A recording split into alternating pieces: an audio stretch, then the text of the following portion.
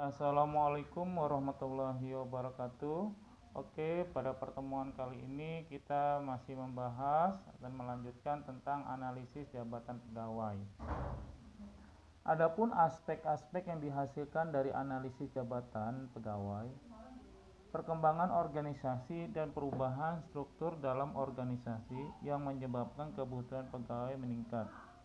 Sebelum organisasi melakukan seleksi terhadap karyawan yang akan menduduki jabatan yang baru, maka manajer perlu mengetahui dan mengidentifikasi pekerjaan apa saja yang akan dilakukan dan bagaimana pekerjaan itu dapat dilakukan serta kriteria pegawai yang bagaimana yang layak menduduki pekerjaan tersebut. Dalam hal ini, organisasi atau perusahaan perlu menetapkan standar pekerjaan dan kriteria keterampilan, pendidikan, dan pengalaman yang diperlukan untuk mengetahui jenis pekerjaan, bagaimana melakukan pekerjaan, dan siapa yang tepat untuk memangku jabatan itu.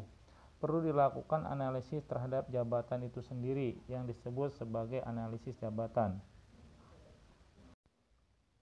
Menurut Desailly, analisis jabatan merupakan prosedur untuk menetapkan tugas dan tuntutan keterampilan dari suatu jabatan dan organisasi seperti apa yang akan melaksanakan pekerjaan tersebut. Dalam pengertian ini, Desailly menekankan pada dua aspek, yaitu menyangkut isi pekerjaan atau jenis pekerjaan dan orang yang melaksanakan pekerjaan atau orang yang bekerja. Hasil analisis jabatan berupa informasi jabatan dipergunakan untuk membenahi, meningkatkan, atau menyempurnakan suatu organisasi dari tiga aspek, yaitu yang pertama kelembagaan. Untuk kepentingan kelembagaan, pihak yang memerlukan adalah unit-unit pengelola organisasi yang meliputi kegiatan-kegiatan sebagai berikut.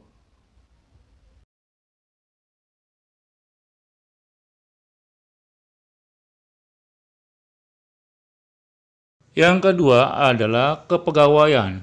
Untuk kepentingan kepegawaian, pihak yang memerlukan informasi jabatan adalah unit pengelola kepegawaian yang meliputi kegiatan-kegiatan sebagai berikut. Yang pertama, pengurusan calon pegawai. Yang dimaksud dengan pengurusan calon pegawai seperti rekrutmen pegawai, seleksi pegawai, dan penempatan pegawai. Yang kedua, pengelolaan kepegawaian, misalnya administrasi, penilaian jabatan, penyusunan jenjang karir, mutasi, rotasi, dan promosi jabatan. Yang ketiga, pasca pegawai. Pasca pegawai di sini adalah seperti program pensiun. Yang ketiga, ketatalaksanaan. Ketatalaksanaan pihak yang memerlukan untuk kepentingan ini adalah unit pengelola tata laksana dan tata kerja yang meliputi kegiatan-kegiatan sebagai berikut. Tata laksana adalah cara mengurus atau orang yang menjalankan perusahaan. Yang kedua, tata kerja. Tata kerja adalah suatu cara yang mengatur sebuah pekerjaan atau perusahaan agar terlaksana dengan baik dan tepat. Kemudian adalah metode analisis jabatan. Metode analisis jabatan digunakan untuk memperoleh informasi jabatan, data jabatan yang perlu diperoleh dalam menyelenggarakan analisis jabatan. Dapat dikumpulkan dengan metode yang berbeda-beda. Metode mana yang akan digunakan tergantung dari banyak hal, yaitu dari sumber daya manusianya yang tersedia, macam data yang perlu diperoleh, tingkat reliabilitas dan validitas yang diharapkan oleh perusahaan. Metode yang umum digunakan dalam mengumpulkan data jabatan biasanya menggunakan metode observasi dan interview.